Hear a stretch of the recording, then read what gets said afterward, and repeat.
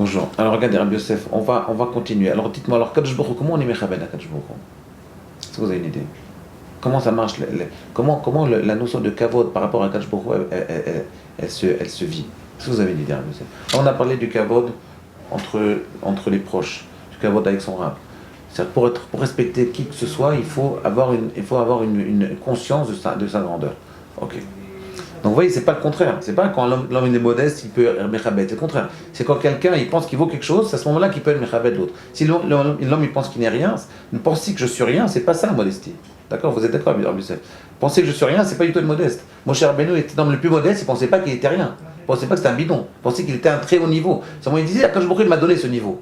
D'accord? Maintenant, maintenant on va respecter le prochain, parce qu'on va se respecter nous-mêmes. Mais comment faire pour respecter Akadosh Baruch Hu? Comment faire pour respecter nos parents, par exemple? Voilà. Comment on y arrive? Il y a des gens qui n'arrivent pas à respecter leurs parents. Comment ça se fait? Si vous avez une idée, Rabbi Yosef. Alors je vais vous dire, le Mashdira continue, il dit comme ça: Kadosh, Kadosh, Kadosh, Hashem Tsevakot, Melo Chol Haaretz Kevodo. On dit 3 fois Kadosh, et quand est-ce qu'on arrive à la Kedusha? Melo Chol Haaretz Kevodo. Quand on prend conscience que toute la surface de la terre est pleine du Kavod d'Akadosh Baruch Hu, est pleine de la présence divine. Kavod ici, c'est présence divine. Quel rapport? Quel rapport entre la Kedusha et le Kavod? Voilà, ici, dans une même phrase qu'on dit tous les jours, on nous met en relation la Kedusha, la sainteté et le Kavod. Quel rapport? Est-ce que vous avez une idée, Rabbi Yosef? Alors il explique. Oui? Il explique. Il dit comme ça. Il dit à Kadosh Baruch Hu Kadosh. Dieu il est Kadosh. Qu'est-ce que ça veut dire Kadosh? Kelomar, Mouvdal ou Moufrash Mikol Chomer Vegashmiut. Que Dieu, il est séparé.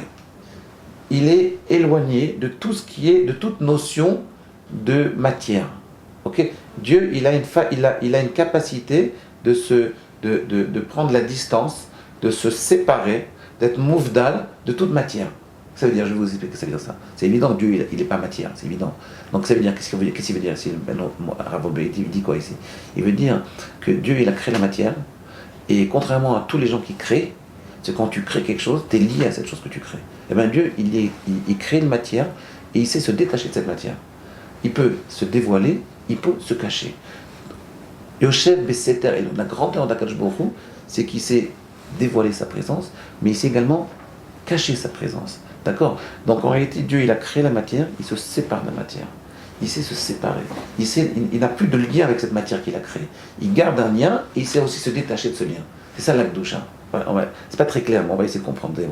Ici, en fait, il dit comme ça, il dit Lo yasigu mesigagouf, mais manochal lakiro bechotzot. Comment on va pouvoir connaître Akadosh Baruch Hu? Beze shemelo kol haaretz kevodo. Comment on va pouvoir dévoiler Akadosh Baruch Hu? Parce qu'il est caché, parce qu'il se cache. Il se détache de la matière. Alors, baiser chez Melo Kol Haaretz Kevodo, que la surface de la terre est remplie de son kavod. Qu'est-ce que ça veut dire kavod ici? Il dit baiser chez où bara Melo Kol Haaretz ou Midgale. Du fait qu'il a créé le monde, alors dans le monde, on dévoile la présence divine. Idgalut zo nikret kavod. Le dévoilement de la présence divine, le dévoilement de Dieu, on le voit dans la matière. D'accord? Même si donc Dieu, on découvre Dieu. Le Rambam dit comment on arrive à se renforcer dans la foi divine, comment on arrive à se renforcer dans l'Emouna, je supporte pas seulement la foi, dans l'Emouna, comment on fait? Eh bien, on regarde la nature, comme ça le Rambam dit. Mitzvat Emouna, c'est le 3e mitzvah, je crois, du compte des mitzvot qui ramène le Rambam. Il dit c'est regarder la nature et découvre Dieu à travers la nature. D'accord? On peut découvrir la présence divine par la beauté de la nature, par la grandeur de la nature, par le kavod qu'il y a dans la nature, il y a un dévoilement divin à travers la nature. Si on ouvre les yeux, on peut voir Akadosh Baruch Hu à travers la nature. Ok? Donc en réalité, ici, on comprend comment on va respecter, comment on respecte quelqu'un. Ben, c'est très simple. Il dit ici un principe incroyable. Il ne faut pas être trop proche de la personne. Encore une fois, c'est le même principe. Connexion, déconnexion. Qu'est-ce que ça veut dire? C'est quand par exemple, vous n'arrivez pas à respecter vos parents, je vais vous dire pourquoi. Vous êtes trop proche d'eux. Vous avez remarqué, il y a des gens, ils ne respectent pas leurs parents. Quand est-ce qu'ils se mettent à respecter? Après leur décès. Chamichement. Pour quelle raison? Parce que là, ils sont loin. Là, ils se sont écartés d'eux. Et là, à ce moment, ils prennent conscience de la grandeur. Moi, je me rappelle mon maître à Volbu. J'étais tellement proche de lui à une époque que je n'arrivais plus à respecter.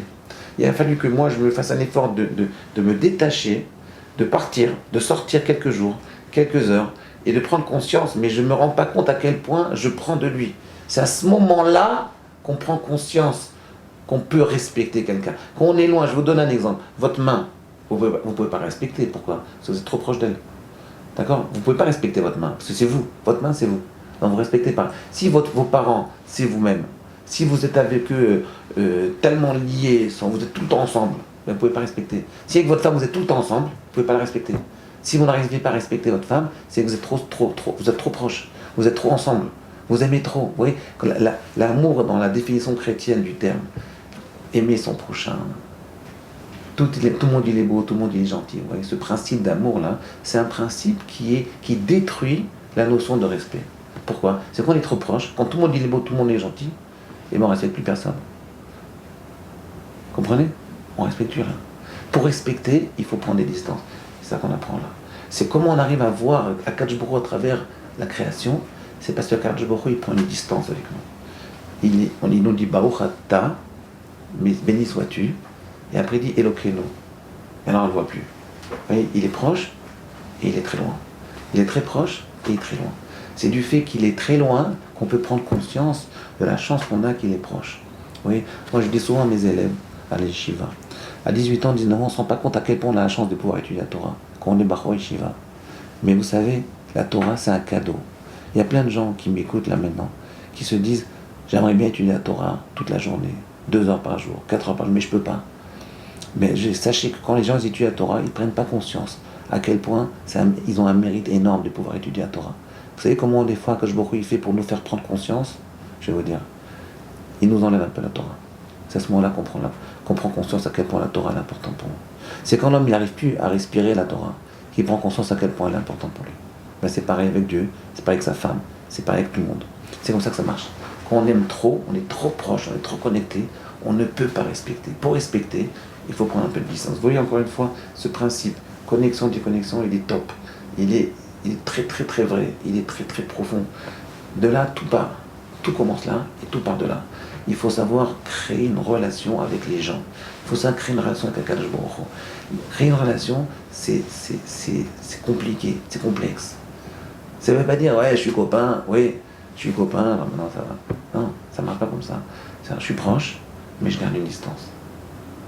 Ouais. Si je garde trop de distance, je perds la relation. Si je suis trop proche, je perds la relation. Donc il faut savoir jouer, être proche et être vrai. Je suis proche, mais je laisse l'autre vivre. Oui. Je laisse la personne en face de moi vivre. Je lui laisse son indépendance. Être trop proche, si vous voulez, pourquoi c'est un manque de respect? C'est parce qu'on ne laisse pas la personne pouvoir se développer par elle-même.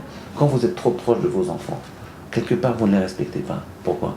Parce que vous ne les laissez pas vivre leur vie. Oui. Il faut être proche. Bien sûr, les gens vont dire oui, mais ils vont faire des bêtises. Ok, d'accord, ils vont faire des bêtises. Ok. Ça, c'est ce qu'on se raconte.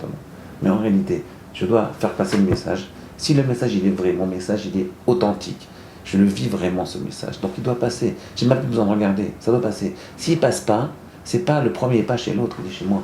C'est parce qu'en réalité, il n'est pas authentique chez moi. Il n'est pas vrai. Comprenez, Rabbi Yosef? Donc deuxième notion, première notion, c'est d'abord avoir une grande vision de soi-même. Savoir c'est Ezo Mechoubad, si je suis Mechoubad, alors je peux respecter l'autre. Deuxième notion, il faut que je sache créer une relation avec autrui, une relation avec Akadosh Baruch Hu, une relation avec mon rab, une relation avec mes enfants, une relation avec ma femme. Si je sais créer une relation avec connexion, déconnexion, à ce moment-là, je laisse l'autre se construire, je laisse l'indépendance à l'autre, et à ce moment-là, je peux la respecter vraiment. À demain.